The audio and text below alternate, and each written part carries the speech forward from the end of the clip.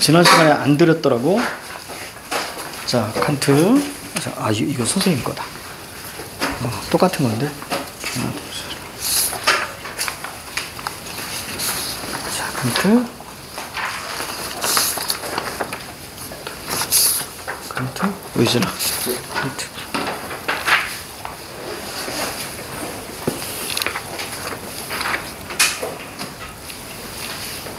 자, 거기 한번 좀 읽어봐요. 자, 한 번만 좀 읽어보세요.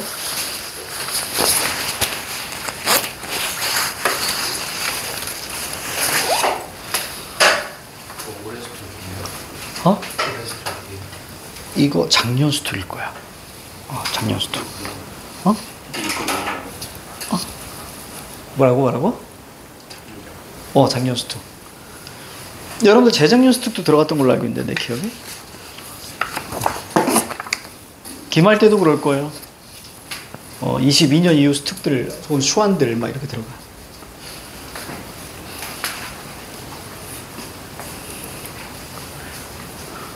한 번만 쭉 읽어봐요. 쭉 읽어봐.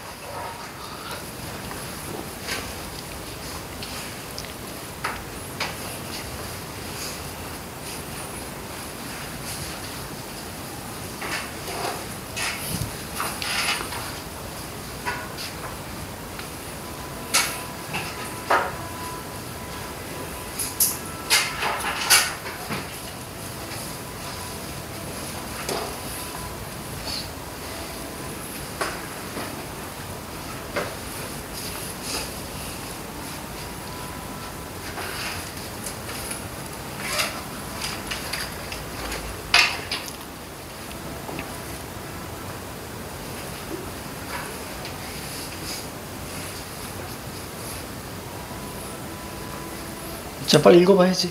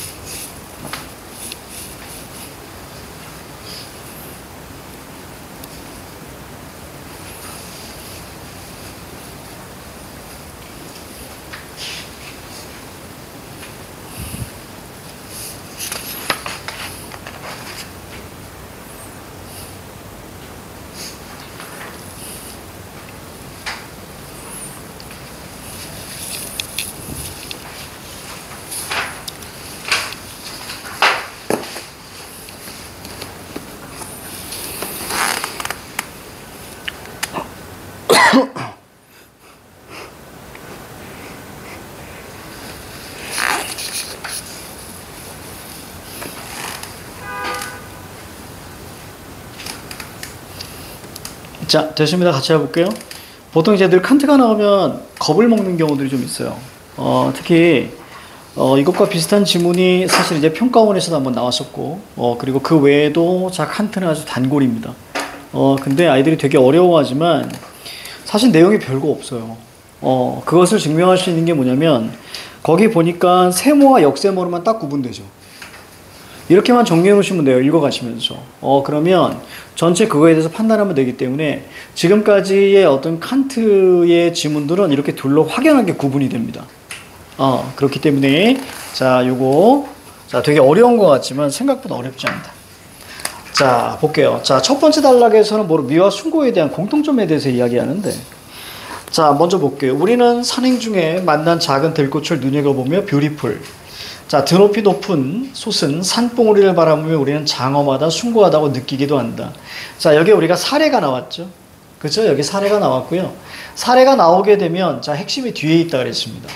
근데 사례가 몇 가지 나왔어? 2개 나왔지? 근데 뒤에 우리가 주지 그 문장을 보니까 이러한 미와 숭고 이렇게 나왔잖아요. 그렇다면 앞에 작은 들꽃을 눈여겨보며 아름답다가 미고요. 그 다음에 뒤에 장엄하다, 숭고하다가 숭고가 되는 거예요. 여기까지 그럼 이해가니? 여기까지 그런가? 왜냐면 주지에서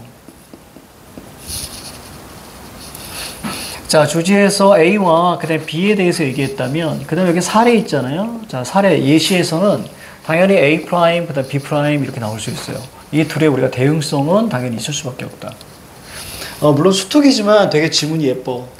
지문이 굉장히 잘 만들었어. 가끔 이런 지문들이 보석 같은 지문들이 나와. 그래서 이런 것들은 늘 우리가 연계돼서 나올 확률이 꽤 높죠. 자, 그래서 이러한 미와 숭고의 판단이 자, 우리에게 즐거움, 즉, 자, 쾌를 준다는 점에서 공통점이다. 자, 이제 시작합니다. 자, 미와 그 다음에 숭고. 자, 특징들 한번 볼게요. 자, 첫 번째 이건 쾌다. 자, 쾌의 반대가 불쾌죠. 이것은 쾌. 자, 즐거움을 준다 이런 얘기입니다. 자, 쾌를 주고요. 그 다음에 나아가 둘은 개념을 통해서 대상을 인식하는 논리적 판단이나 자, 외부 세계의 정보를 알게 하는 감각적 판단. 만약에 선지가 나온다면 자, 논리적 판단, 감각적 판단 이런 것들이 선지로 나올 수 있겠죠. 그렇죠? 특히 이렇게도 나올 수 있죠. 논리적이라는 얘기 빼버리고요. 대상을 인식하거나 세계의 정보를 알게 한다. 이렇게 나올 수도 있는 거예요. 그래서 자, 이런 거 우리가 잡았습니다. 그래서 자, 두 번째. 자, 개념을 통해서 우리는 자,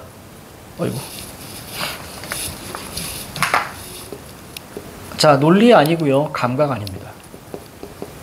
그치? 이렇게만 정리하면 돼요. 논리가 아니고 감각이 아닙니다. 자, 뒤에 그러나 그런데 없습니다. 그냥 계속 이어가죠. 논리적 판단과 감각적 판단이 모두 객관과 관련된 것이라면 그럼 당연히 뒤에 눈에 뭐가 들어와야 돼요? 주체가 느끼는 감정, 즉 주관과 관계된다는 것이다. 자, 세 번째 주관적입니다. 자, 얘는 뭐라 그랬어요? 얘는 객관적이라고 그랬어요. 이렇게. 자, 주관적이다. 그런데 칸트에 따르면 미와 숭고에 대한 판단은 모두 특수한 대상에 대한 주관적 판단이지만 자, 우리는 다른 모든 사람도 그 대상에 대해서 자신과 같이 판단할 것이라고 생각합니다. 이런 걸 뭐라 그래요? 쟤나 나나 생각이 비슷하다는 얘기야. 이것을 우리 뭐라 그래? 네 번째? 이걸 보편성이라고 하지. 그렇죠? 다른 사람도 나와 비슷하게 생각할 거야 라는 거죠. 보편적입니다. 자, 즉 사람은 자신에게 아름답거나 숭고한 대상은 미거나 숭고는 남에게도 그럴 것이라고 여깁니다. 이러한 점에서 칸트는 미와 숭고의 판단이 모두 반성적 판단, 즉 특수한 것으로부터 뭐니? 보편, 이 얘기가 눈에 들어와야 돼요. 알겠습니까? 보편이 눈에 들어와야 돼요. 그래서 자, 보편적인 것을 발견하는 판단이라고 했습니다. 자, 이렇게.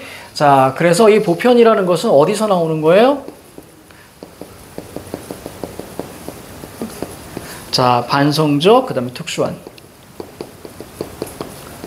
특수한 것으로부터 보편성을 끄집어낸다. 자, 라는 얘기가. 그러니까 이렇게 정리만 해놓으면 돼요.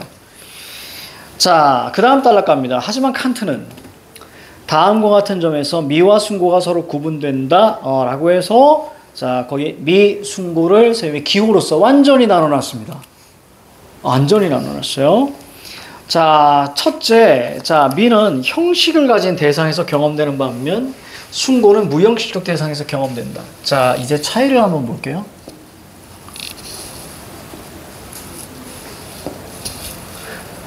자, 여긴 미고요. 숭고. 그렇죠? 이렇게 차이점하면 이제 볼 거예요. 자, 첫 번째 미는 자, 형식입니다. 형식에서 경험되고요. 자, 숭고는 뭐예요? 무형식입니다. 무형식에서 경험이 됩니다. 자, 예를 들어서 한번 볼게요.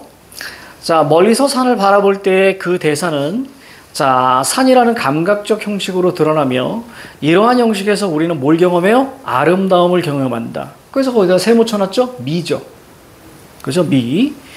자, 그러나 안개에 가려진 자, 봉우리 밑에 서서 거대한 산의 일부만 바라볼 때는 대상의 정체 형식이 쉽게 상상되지 않죠. 그리고 그 모습을 전부 드러내지 못할 만큼 거대한 산의 모습에서 뭐니? 무형식, 형식이 가늠이 안 되는 거야. 됐죠? 안개에 가려져서 형식이 가늠이 안 되니까 무형식이라고 표현을 하는 거예요. 됐습니까? 무형식. 자, 그래서 전체 거기 나왔지? 그러나 안개에 가려진 봉우리 밑에 서서 거대한 산의 일부만을 바라볼 때는 나왔잖아. 전체 형식이 상상이 안 되는 거예요. 그래서 이걸 무형식이라고 하는 거야. 그리고 그 모두 모습을 전부 드러내지 못할 만큼 거대한 산의 모습에서 숭고함을 경험하고요. 이처럼 숭고는 우리가 재현해 내려는 형식에 한계가 없기 때문에 발생합니다. 한계도 없어요. 그래서 거기 보니까 오른쪽, 즉 칸트에 따르면 정리해 줍니다. 무형식성은 감각적 형식의 부재가 아닌 형식적 한계의 부재입니다.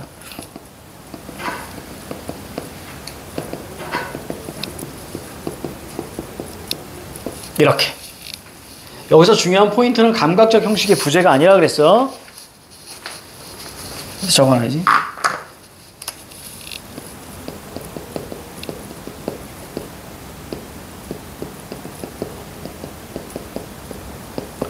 그러니까 형식적 한계가 부재됐다는 얘기는 한계가 없다는 얘기야.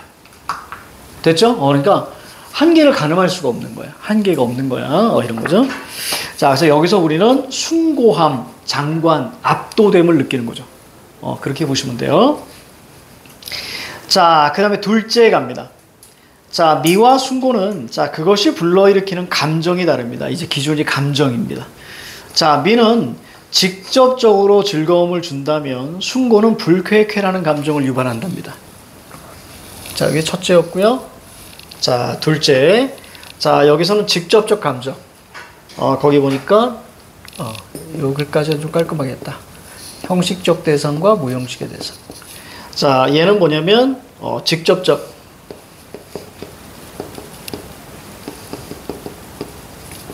자, 얘는 불쾌의 쾌. 불쾌의 쾌.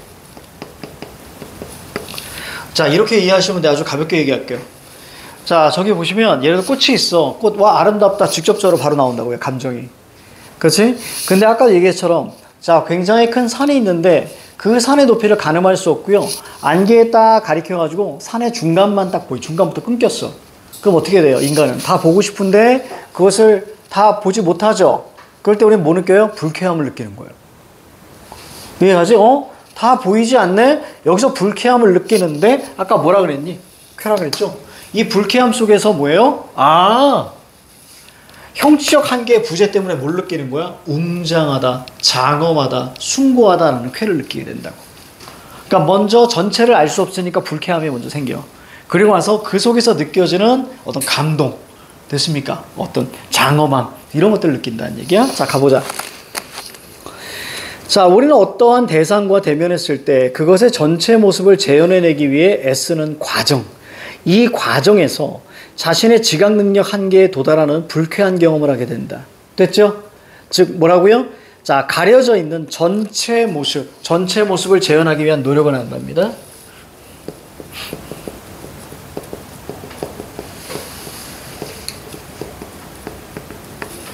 자, 재현을 노력을 해요. 자, 그리고 나서, 자, 노력을, 자, 하고요. 지각 능력의 한계에 도달합니다. 다 알 수 없다는 한계를 느끼죠. 이게 바로 뭐예요? 불쾌. 됐지? 여기서 불쾌야. 저걸 다 보고 싶은데 알 수가 없어. 너무 불쾌해. 그리고 이러한 불쾌의 감정을 거쳐서 결국 숭고라는, 자, 쾌의 감정을 만나게 됩니다. 자, 건져서 이제, 자, 쾌라는 감정을, 자, 만나게 되죠. 즉, 이 거대한 대상에 대한 압도의 경험. 자, 똑같은 말 뭐죠? 압도. 자, 압도의 경험은 1차적으로 그에 대한 반발을 유발하지만 이러한 반발을 매개로 해서 오히려 대상에 대한, 자, 이끌림. 쾌 똑같은 말, 이끌림. 자리가 없네. 자, 이끌림에 도달한다. 자라는 얘기입니다. 자, 이러한 점에서 칸트는 숭고에서는 미에서 발생하는, 자, 고요한 관조의 마음의 상태와는 다른, 자, 마음의 운동, 즉 감동. 얘는 고요한 관조. 그냥 바라보는 거죠. 자, 여기서 뭐가 나와요? 감동. 됐죠? 이렇게 이해하시면 좀 깔끔하겠죠? 자, 그리고 저 이어서 갑니다. 자, 셋째. 자, 칸트는 한 목적성이 미와 순고 사이의 가장 중요한 차이인데요. 자, 한 목적성이란 대상과 판단력 사이의 적합성, 반 목적성이란 무적합성을 자 의미합니다. 자, 그래서 거기도 마찬가지로 선생님이 좀 이것저것 좀 적어놨을 거예요. 그렇죠? 왜? 세목. 한 목적성은 뭐예요? 미예요. 그럼 반 목적성은 뭐죠? 순고예요. 됐습니까? 이렇게. 자, 갑니다. 미로 인한 쾌의 감정은 그 대상이 형식적인 한목적성을 지닐 때 느끼는 즐거움입니다. 이건 한목적성이에요. 됐죠? 미는 한목적성. 자, 한목적성을 느낄 때, 자, 즐거움입니다. 우리가 어떤 대상을 아름답다고 느낄 때 그 대상의 형식은 우리 판단력에 자, 적합한 것으로 자, 느껴집니다. 한목적성의 개념이죠? 판단력에 적합하다. 자, 이런 얘기죠. 판단력에 적합. 그러니까 내가 판단하기에 딱 맞다. 이런 얘기예요. 내 판단하는 게 어느 좀 맞다. 그죠? 판단력. 적합하다. 판단하기에 딱 좋다. 자, 그런데 순고의 대상은 자, 무형식. 우리가 배웠죠? 무형식적이어서 대상을 하나의 표상으로 파악하기에 어려움을 겪게 되고, 자, 표상이라는 것은 명시적으로 머릿속에 떠오르는 걸 얘기하는 거야. 감각적으로 보는 거, 그지? 이게 어렵습니다. 그래서 대상에 파악하려는 인식의 노력은 좌절됩니다. 이걸 뭐라고? 불쾌. 따라서 순고의 대상은 우리의 판단력에 부적합합니다. 그래서 형식적인 반목적성이다. 이런 얘기죠. 형식적 반목적성. 그렇죠? 자, 이렇게 보시면 되겠습니다. 하지만 칸트가 순고가 현식적 반목적성을 갖기 때문에 오히려 이성적 자, 한목적성을 갖게 된다고 보았습니다. 아, 현식적 반목적성 때문에 결국 뭐라고요? 이성적인 합목적성을 갖게 된대요. 그러니까 판단에 맞지 않아요. 그 형식이 무형식이잖아. 무형식이니까 형식적으로 판단하는데 자, 목적성이 뭐라고요? 판단력이 적합하냐 적합하지 않느냐. 그러니까 무형식이기 때문에 판단을 할 수가 없어요. 그런데 이것 때문에 뭐예요? 이성적인 판단을 하는데 맞다 이런 이야기. 이게 뭔 소리냐면 내가 쾌함을 느끼는 게 바로 뭐죠? 머릿속으로 내가 생각해서 그것에 대한 쾌함을 끌어낸다는 얘기야. 자, 그럼 이거 좀 더 가볼까? 자, 무슨 얘기일까? 우리는 거대한 대상을 하나의 감각적 표상으로 재현하는 것은 실패하죠. 자, 실판. 감각적 표상으로 재현하는 게 실판. 왜? 전체 모습을 재현하려고 노력해요. 가려져 있는 부분도 상상해서 어떻게든 하려고 하죠. 하지만 지각 능력이 한계 때문에 불쾌하죠. 됐습니까? 그 얘기죠. 실패하면서 불가능한 재현을 추동하고 있는 것이 바로 이성의 힘이라는 걸 깨닫습니다. 그러니까 내가 이런 걸 실패하면서 하는 거 이게 내가 이성적으로 지금 판단하려고 하는구나. 그래서 그걸 깨닫는데요. 자, 숭고한 대상에서 무형식성이 표상되는 까닭은 넘겨. 전체 재현을 요구하는 자, 이성의 총체성의 요구 때문입니다. 자, 그래서 따라서 칸트는 우리가 숭고함을 판단할 때에 대상 자체가 아니라 대상에 의해서 유발된 우리 자신, 이성의 숭고함을 판단하는 것이라고 보았다. 그러니까 대상에 대한 숭고함이 아니라 바로 뭐예요? 우리 자신의 숭고함을 판단합니다. 우리 자신의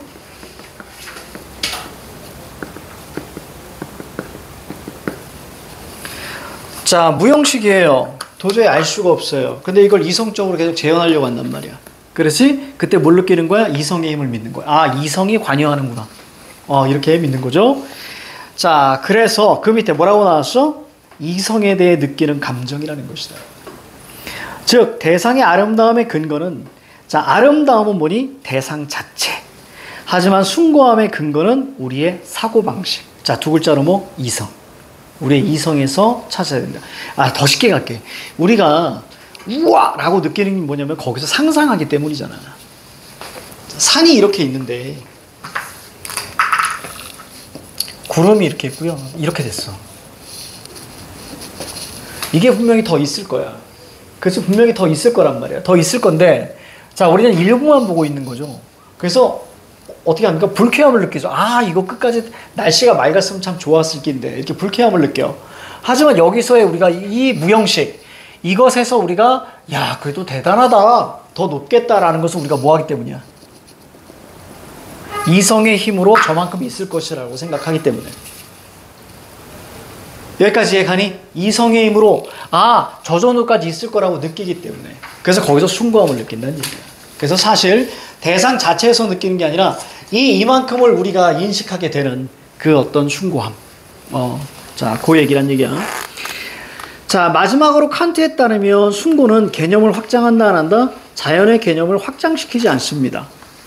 자, 자연의 미는 한 목적성, 미입니다. 자연을 이해할 수 있다는 점에서 자연에 대한 깊은 탐구로 우리를 이끌어요. 반면 숭고는 자, 이성적 존재와 자연적 사이의 연결을 드러나는데 자, 기인합니다. 이걸 어디다 적어야 되나? 자, 가볍게 갈게요. 자, 얘는 숭고는 자연의 개념을 확장시키지 않습니다. 자연 개념을 확장시키지 않는다. 그렇지? 여기 핵심. 그래서 이성적 존재와 자연 사이의 연결을 드러내고요. 자, 숭고는 광대한 자연의 표상을 통해서 자, 표상 쉽게 가자. 이미지 정도로 보시면 돼요. 표상은 이미지. 자, 우리의 마음이 감정을 떠나 이성에 몰두하도록 자극합니다. 이러한 점에서 칸트는 즉 우리가 마음의 감정, 자, 칠판 직접적 감정, 미죠. 그렇죠? 근데 숭고는 이걸 넘어서 이성적으로 생각하려고 한다. 자, 이러한 점에서 칸트는 숭고의 체험이 우리를 자, 형이상학, 형이하학은 뭐예요? 눈으로 보는 구체적이고 명료한 것이야. 형이상학이라는 것은 위에 있는 거죠. 그래서 형이생액적 이념의 세계. 그래서 이거는 형이상학까지 갑니다.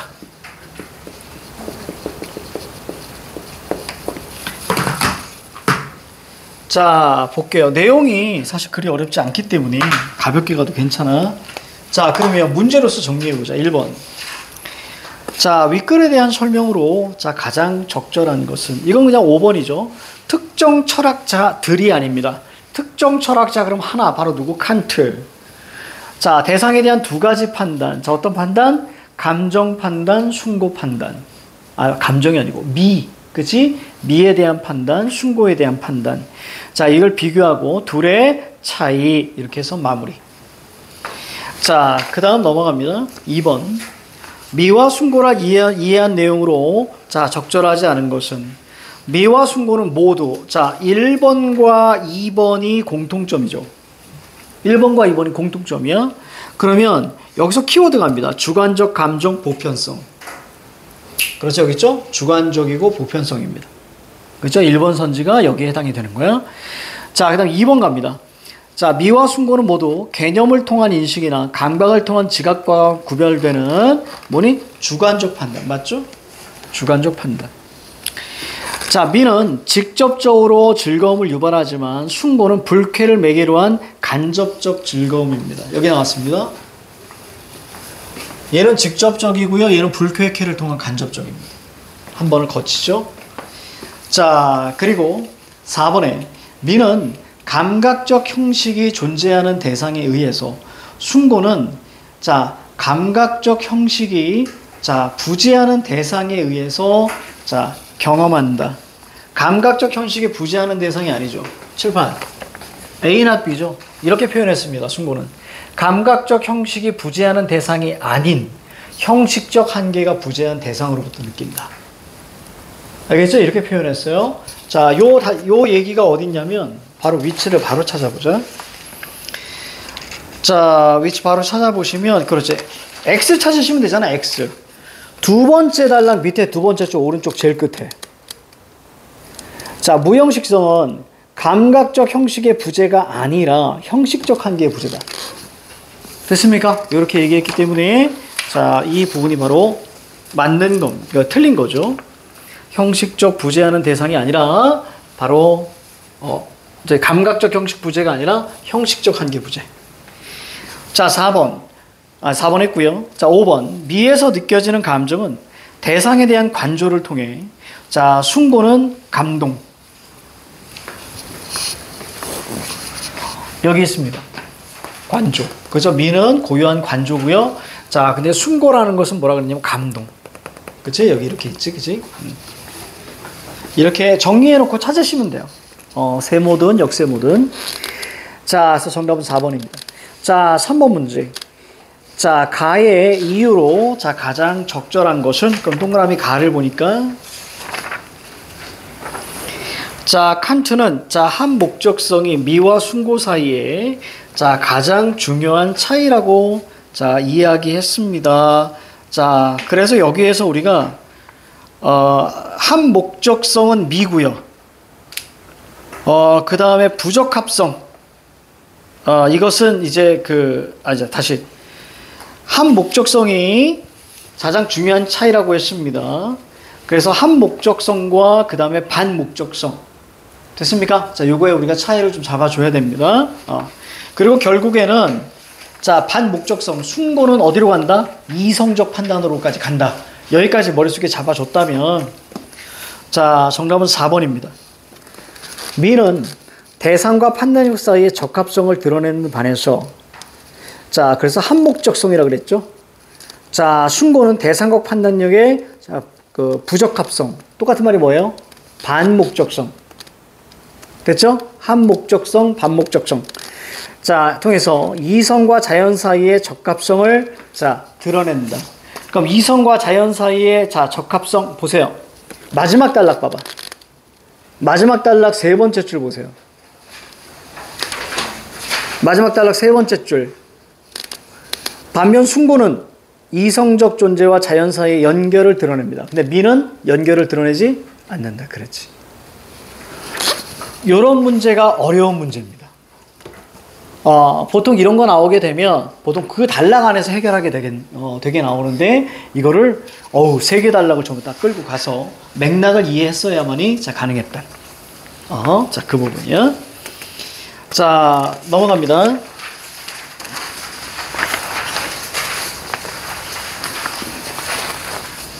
자, 4번 볼게요.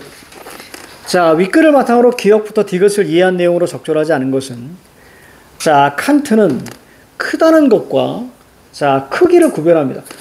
야, 이게 천재 아니니? 나는 늘 생각하는 건데 칸트는 천재가 맞아. 얘가 뭘 대단하게 뭔가 한 게 아니라 그냥 소파에 앉아서 머릿속으로는 전부 다 해서 이걸 쓴 거예요.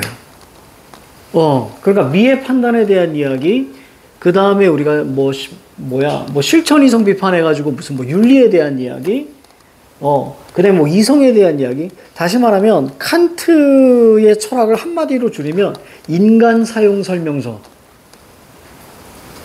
칸트는. 그래서 어떤 인간에 대한, 인간이란 무엇인가. 그래서 설명서야, 설명서. 그러니까 되게 천재가 맞아. 칸트. 근데 이런 걸 어떻게 한대? 이런 거 하나하나를 전부 다 생각해서 다 한 거예요. 근데 어떻게 뭐라고 할 수가 없어. 그냥 퍼펙트해. 칸트는 크다는 것과 크기를 구별해요. 자, 크기는 다른 척도 없이도 그 대상 자체, 봐봐. 그 대상 자체 얘기가 나왔지. 그렇죠? 그러니까 우리가 어떤 이미지가 떠올라야 돼? 미. 대상 자체니까 미가 떠올라야 돼. 자, 객관적으로 규정되지만, 자, 크다는 것은 그렇지 않다. 예를 들어서 저 사물의 크기가 1m라는 판단은 다른 대상과의 비교 없이 규정되지만, 저 사물은 크다라는 판단은 사물보다 크기가 작은 사물을 전제해야 됩니다. 칸트에 따르면 이는 비교 대상을 연구하는 상대적인 판단이다. 그래서 크다는 것은 뭐다? 상대적이다. 그 얘기한 거예요. 자, 키 190짜리가 있어. 그럼 우리는 뭐야? 와, 크다라고 할 수 있지만 갑자기 최용만 옆에 서면 걔를 크다라고 못한다고. 그렇지? 그러니까 상대적이다. 자, 이런 얘기예요. 그 대상의 크기에 대한 인식이 아닌, 나왔죠? 물결은 다 물결에만 끌고 왔어요. 주관적인 느낌을 표현한 것인 동시에 다른 사람도 저 사람은 크다라고 판단할 것이 여기다. 느낌 오죠? 보편성. 그렇지. 자, 칸트는 저 사물은 크다라는 판단에서 크다는 것을 다시 상대적인 것과 절대적인 것으로 구분합니다. 느낌 올 거예요. 상대적인 것은 미, 절대적인 것은 숭고. 자, 이때 상대적으로 큰 것은 다른 것과의 비교에 전제하지만 절대적으로 큰 것은 판단 주체는 자, 그 비교된 자신 밖에서 찾을 수 없다. 뭐야? 나의 이성. 이렇게까지 자, 끌고 갈 수 있어야 돼. 그래서 이거 절대성, 바로 숭고입니다. 자, 1번. 자, 기억이나 니은이 판단되는 대상에서는 자, 숭고의 체험이 자, 유발되기 자, 힘들다. 뭐 그럴 수도 있겠습니다. 자, 그 다음 우리가 한번 볼게요.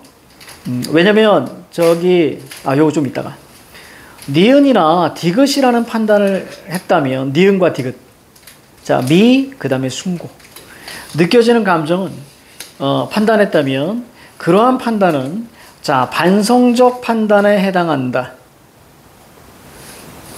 우리 선생님이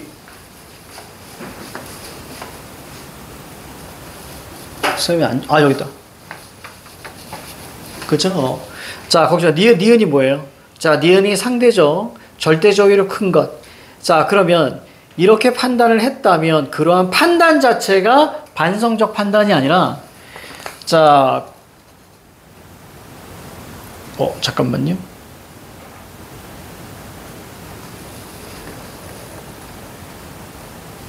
저기 보세요. 저기 첫 번째 단락 한번 보세요. 첫 번째 단락. 바로 찾아서 자, 가야죠.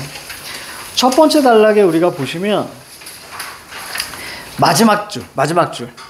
미와 숭고의 판단. 그치? 둘 다죠? 판단은 모두 뭐다? 반성적 판단 혹은 특수한 것으로부터 보편적인 것을 발견하는 판단. 그럴 수 있습니다. 그쵸? 그래서 그렇게 맞을 수 있겠구나. 자, 그 다음 3번 볼게요. 자, 니은과 달리 자, 디귿입니다. 절대적으로 큰 것. 자, 디귿으로부터 느껴지는 감정은 그 대상에 대한 이해의 수준을 높이는 계기가 된다라고 했는데 이해 수준을 자, 높이는 건 아닙니다. 왜냐하면 저기 어디 보시냐면 자, 마지막 단락 보세요. 자, 조금 어려울 수 있습니다. 자, 마지막 단락에 보니까 자, 숭고는 미와 달리 자, 우리에게 자, 뭐라고요? 자연의 개념을 확장시키지 않는다고요. 그러니까 이해의 수준을 높이지 않는다고요. 그러니까 이것이 자, 같은 의미구나라고 판단하는 게 되게 중요했어. 그러니까 이해의 수준을 높이는 것이 아니라 바로 자연의 개념을 확장시키지 않습니다. 그래서 요것이다라고 생각할 줄 알았어야 됩니다. 자, 그래서 근데 그 밑에 줄 봐봐. 밑에 줄. 미는 자연에 대한 깊은 탐구로 자, 이르게 합니다. 됐죠? 그래서 이해 수준을 높인다. 잘하는 얘기예요. 자, 이게 조금 어려웠습니다. 자, 그 다음 넘어갈게요. 자, 4번에 기역 니은과 달리 디귿의 정체 형식은 재현해낼 수 없어요. 디귿은 우리가 숭고라고 이야기했잖아요. 그죠? 재현해낼 수 없고요. 디귿에 대한 판단 주체는 지각 능력의 한계를 자, 경험하게 되죠. 여기 있다. 지각 능력 한계를 경험하죠. 바로 불쾌에 대한 이야기야. 불쾌, 디귿이 숭고니까. 자, 5번. 판단 주체가 자, 디귿 숭고의 비교 대상을 자신 밖에서 찾을 수 없음을 깨닫고는 곧 자신에 대한 숭고함을 자각하죠. 그렇죠? 여기 우리 자신의 숭고함을 판단하게 되지. 맞습니까? 바로 이제 이성의 숭고함이라고 말씀을 좀 드렸지. 자, 이렇게 해서 마무리가 됩니다. 뒤에 선생님이 저기 해설지 해놨어요. 뒤에 해설지까지 잡아놨으니까 자, 요거 가지고 보시면 좀 될 것 같습니다. 알겠죠? 자, 잠깐 쉴게요.